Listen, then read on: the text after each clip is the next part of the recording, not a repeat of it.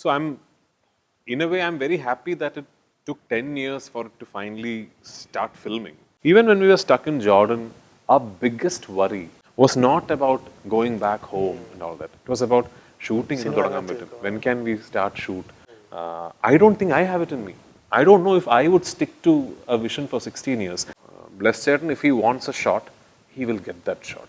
If you have a child, he or she will go to the theatre and watch Prithviraj, the actor, doing stuff. Of course, My child will always see her dad. So it's a different proposition for her.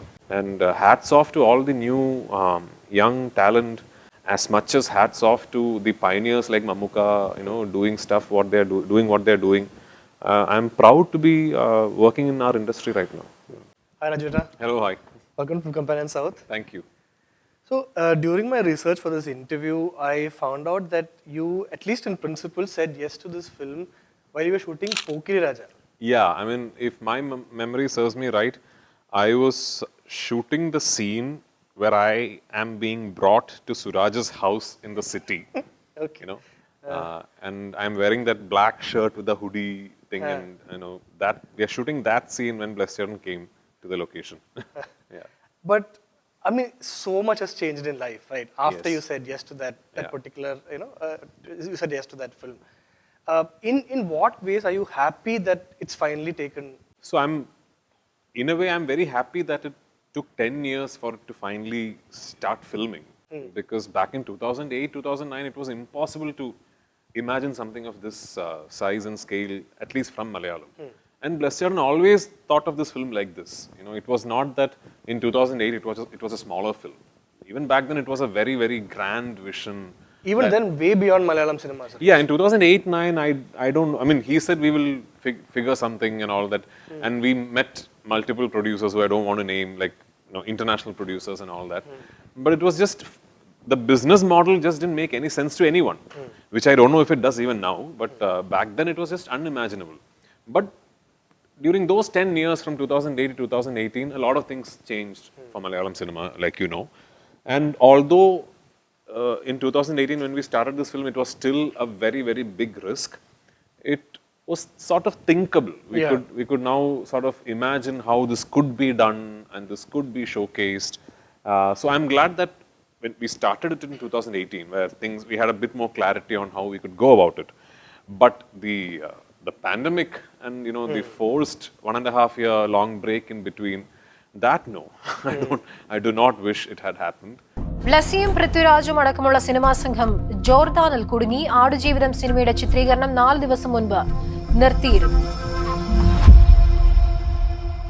Suddenly we ended up spending so much more than what we initially planned to. And unfortunately, a lot of that money is not even money that you're going to see in the film. And I had to do the transformation twice, which really was very tough for me. So that I didn't wish had happened.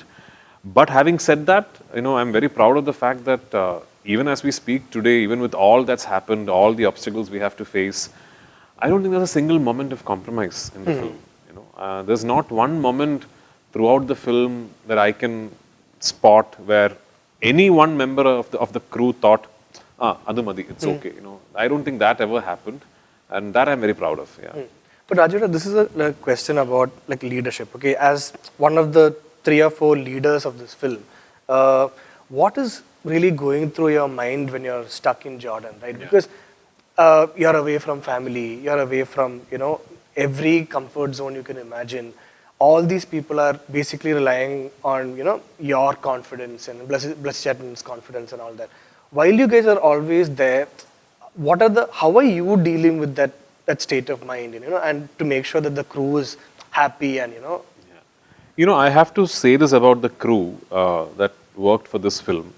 Even when we were stuck in Jordan, our biggest worry, I don't mean mine, okay? I mean even the production boy, his biggest worry that he would come and talk to me about, or Blessy about, was not about going back home and all that. It was about shooting in Thodangambitu. When can we start shoot? How will we shoot? What will we do? And every crew meeting or every sort of motivational group meeting we had, everyone used to ask this: will we get shoot permission now? When can we start shooting? And I remember listening to these people ask me this question, and I'm like, wow, because I know eventually, even I knew back then, eventually when the film will hit the theaters, as you're seeing today, I'll get limelight. Blessy, people will talk about Blessy. Maybe people will talk about the chief technicians. Nobody, except for the scrolling titles at the end, you won't know who are those people. You wouldn't know who got stuck there. You wouldn't know who was away from family for so long. You wouldn't know that. But even then, this film meant so much to them. That was such a gratifying experience. And also the fact is, contrary to popular narrative, it wasn't like we were starving there or, nothing like that. The production, the producers took care of us really, really well. Yeah. And strangely enough, even as we left Jordan, I think the province of Aqaba, where Wadi Rum is, had not reported a COVID case. So for us, the pandemic was something that was happening far away. When we were speaking to people, family back home, and they were saying that, oh, we can't go to our parents' house, the lockdown, we are not supposed to meet each other and all that. All that seemed like something happening in another world for us. It was only when eventually the repatriation flight got scheduled and we came from Aqaba to Amman and we reached the airport. I remember it's the first time we saw people wearing PPE kits and all that. And that's when we realized, my God, the world has, completely changed. Till then it was all news bits and on the, on internet and mobile, all that something is happening around the world and we are not part of it. But yeah, it wasn't a pleasant feeling to be there not knowing when we could come back. And I remember as we got into the third month of being stuck there, people started bringing in these rumors that this could be a year, this could be a year and a half and all that. So that was worrying. Yeah. But tell me about this. During the press meet, you said something very interesting about how, half jokingly, you said that you're a little jealous of Blessy sir. No, I wasn't joking. Okay. No. Okay. But can you explain that a little more in detail, especially with regards to a film like Goat Life? Yeah. As a director, why aren't you able to even imagine a film like this? No, so the thing is, I could imagine, no, not that me, anybody could imagine maybe a film like this. But to see that vision through and to be faced with so many challenges and obstacles and still not compromise even 0.01% on that vision and hold on to it with such conviction and see it through and today releases and about to release this film, that is incredible. That is incredible. I'm a huge fan of Blessy the filmmaker. I think I'm a bigger fan of Blessy the man. It is just so rare to find such conviction in people. I don't think I have it in me. I don't know if I would stick to a vision for 16 years. And I mean, you would know this because you're from Kerala. When Blessy decided to make this film, it was not like he was trying to make his first film. He was a superstar director. Any star, any actor in Malayalam would love to work with him, right? I mean, even today, like back in 2009, a Blessy film was that one box we all wanted to tick off, at least once. Which is when he decides that regardless of how many ever years it will take, he will only do this one film. When he came to me with this film, he had finished Kalimannu and he was waiting for Shweta's, I think, delivery or something. I might be wrong. I think that was the time. And he's done nothing after that. He's done nothing after that. So I keep, I keep teasing him that he's got like rental income and all that. So I keep teasing him. Relax, yeah. But it is not that. You could be a millionaire. You could have all the money in the world. But if your craft is filmmaking, you want to tell stories, And Blessy has a lot many more stories to say. Like he's told me so many ideas for films that I can imagine that at least, deep down, he must be thinking, how many more years do I have? How many films can I make? That thought must be running in him. So hats off. In a sense, because you mentioned the word jealousy and envy and all that, do you wonder if you might get that kind of a dream project where you're also willing to give 16, 20 years of your life? I don't think I have it in me. I don't think I'm as equipped as Blessy is with the kind of limitless patience and perseverance that Blessy has. I don't think I have it in me. I'm a very impatient person. even when I'm directing on location, if you ever visit a set that I'm shooting in, you'll see that I'm very, like, I have this nervous energy and I want to get things done. And my tendency is that if something is not happening, I sometimes immediately try and find an alternate way to do it, which might not be the ideal way. Like a Blessy would never think of an alternate way. You know, Blessy, if he wants a shot, he will get that shot. And if it has to take 5 days to get that shot, he will, take those 5 days to get that shot. I wish I had that faculty in me. If I did, I think I would be a good filmmaker, but I don't. I don't think I have. So no, as much as I'm jealous of what he has, I'm more in awe of it. So yeah. But then, of course, we have to talk about your discipline also, and which included you. How many kilos? 30 kilos, 40 kilos? No, I lost 31 kilos. 31 kilos. So what's your diet like when you're trying to lose that kind of weight? And there is no diet, actually. You don't eat. There's no food. Yeah, I mean, quite literally, because my transformation for this film was largely based on fasting. Yeah. But while you're fasting, it's so frustrating, right? Most of us, when we skip one meal, we're not able to, handle it. When you're going through that kind of a fast for a film like this, at every stage, isn't that character kind of knocking onto you and telling you that this is a little too much? Are you pushing it a little too much? You know, this might sound like me painting a very romantic picture of the whole process, but every time I was hungry, which was all the time, and every time I could see the crew having lunch, and sometimes it would be biryani and all that, and I'm just not eating, I would actually tell myself, Najib must have been hungry, Like, he must have been really hungry. And he wasn't hungry by choice. He didn't have a nutritionist counting calories for him. He didn't have a doctor with a BP apparatus and IV ready on set. He didn't have a trainer monitoring your heart rate. So just shut up and, suck it up. That is what I used to keep telling myself. So. But at least in that process, do you feel like you're constantly working on the character? Because it's not like you can switch off, right? Yeah. Because it's a 24-hour process. Yeah, that I also have to give credit to Blessy because of the way he shot the film. Like, there were so many instances, so many scenes where he would just switch on the camera and then let me be. And before we roll the shot, he would say, I'm not going to call cut. Just when you're done, just tell me. And there were so many instances where, I'm in the shot and I forget that, actually, they will not say cut. I'm supposed to. I've forgotten that. And even when I have not forgotten, I wasn't sure, am I done? Is this, I was just telling another interviewer that this close-up you see behind you, that scene was one classic example, actually. This is just the camera sounds steady and, this is that shot. And Blessy told me, when you're done, just tell us. So he said, roll camera, and I'm doing this. And I didn't know if I was, and I remember after a while, Sunil from behind the camera,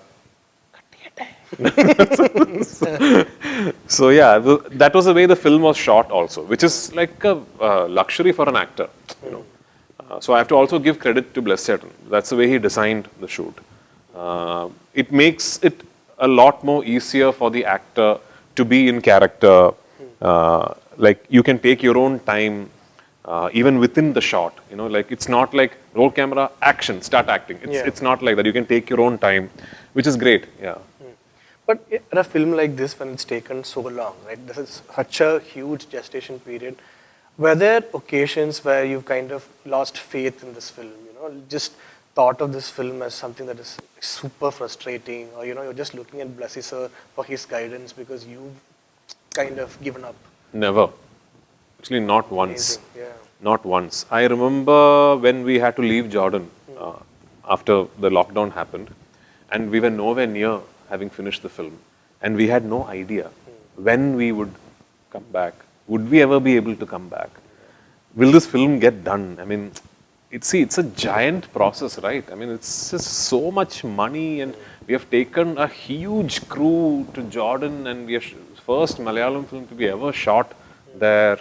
And now we are left with the proposition of having to go back, repeat the whole process. I remember the last day, Blessy and me, just the two of us sitting and saying, like 10, 12 years back, we are the two people who started it. And the two of us will see it through. And I said, yeah, of course we'll see it through. Whatever happens, we'll see it through. And he keeps saying that actually. He keeps saying that, when we started, it was just the two of us, just the two of us. Last man standing, yeah. Yeah. But Raju, I think Blessy sir was talking about how this film started, and it started with one conversation that kind of led from how books are not being made into films in Malayalam cinema. And I think Blessy sir had one particular theory, and I think there could be a lot of things. But according to you, why do you think that books are not getting made into films as much as in Malayalam, like it used to get? So, I'm not an expert on this, but I also think the fictional narration on print has the liberty of micro-detailing, You can really sort of detail out every moment of the narrative. Like if Aadujeevitham book were to be made into a feature film with none of the detailing lost, it would be a 10-hour long film, at least. Yeah. At least a 10-hour long film. You can't do that. So the idea then would be to understand and realize the fact that you can't really make the book into a film. You make a piece of cinema and try and recreate what you felt when you were reading the book. When you were reading Aadujeevitham, what did you feel? Wow, okay. Do you feel the same thing when you see the visual, when you see the film? And that was what Blessy identified very early on. And I think he's achieved it, at least for me. At least for me, he's achieved it. So the film is not trying to recreate the book. The film is not trying to challenge your vision of Aadujeevitham that you saw when you read the book. Yeah. It's not trying to correct, challenge, or tell you that your vision was wrong or right. It's just asking you, do you feel the same way when you watch it? Something very sweet that you said during the press meet is how you want this to be the first movie that you show your daughter, right? So I think that's a classic case of somebody asking me a question in English, me replying in the same language, and then the Malayalam reportage losing a lot of it in translation. Okay. So I said when of course, the beginning part of that bite has me detailing about why I don't show my films to my daughter, because it's her father. Like it's not the same. Yeah. If you have a child, he or she will go to the theater and watch Prithviraj, the actor, doing stuff. Of course, yeah. My child will always see her dad. So it's a different proposition for her. But what I said is that at some point, the operative phrase being some point, of course, when I think she is grown up enough and she is evolved enough as a human being to comprehend and understand something like her father doing something like Aadujeevitham, I would love for her to watch this. Because if she ever asks me, what does it mean to be an actor? What does it take to be an actor? I don't think I have a better example in my repertoire than this film to show her. So, like as a sign of your hard work? No, I mean, this is what you must be willing to trade off if you want to be an actor. She has seen the fancy cars. She's seen all the privileges. Yeah, I mean, she's seen the fancy cars. She's seen the first class travel, the nice homes, and all that. But there's a trade-off to it. There's a lot that you have to. I mean, like all jobs. And I'm not saying just for actors and all. For your job, for the cameraman's job, there is something you have to invest in for you to be able to do that job well. So if ever she asks me that question, in my repertoire, I think the greatest example I can show her is this film. I can tell her, Mole, if you are serious about it, this is what it will take. This is what it will take from you. So, yeah. My last question to you is about, there hasn't been a better start for a year for Malayalam cinema. As we speak, you're talking about Manimal Boys being the biggest hit in Tamil Nadu, and Premulu's running to packed theatres in Hyderabad. How do you look at this phase? And your film is the one that we're looking forward to kind of continue that streak. How do you look at this phase for Malayalam cinema? So I think all that is happening right now is the natural course of a very envious evolution of our industry. we were always poised for this growth spurt, and it's happening for multiple reasons. The most important of which is that we are making good stuff, right? I mean, we are going through a phase where we are blessed with great filmmakers, great writers, really enterprising producers, and of course, wonderful acting talent, technical talent, and they're all doing good cinema. That is the foundation of all this. But now we have also realized that we need to have proper distribution networks in place inside India, that is outside Kerala, the rest of India market, outside of India, the rest of the world market. We need to be able to give people the opportunity to access our cinema in a more easy fashion. Like how would you have imagined 5 years ago that a Malayalam film would be distributed by Red Giant in Tamil Nadu, Maitri in Andhra Telangana, Hombale in Kannada, and Anil Tadani in the north? It took me one phone call. That's it. It's just one phone call. And they said, yeah, sure. And it is because they are also visionaries. You know, they also understand that it's not just about Malayalam cinema. This is where we are all headed to. You know, we were all co-distributors for Salar. Of course. So we all know that this is where we are headed to. And the fact that that phase of the business evolution is coinciding with Malayalam cinema's wonderful phase is great for us. And hats off to all the new young talent, as much as hats off to the pioneers like Mammuka, you know, doing stuff what they're doing what they're doing. I'm proud to be working in our industry right now. Thanks, Rajvata. Excited. We've been waiting for such a long time for this film. Thank you so much. Yeah.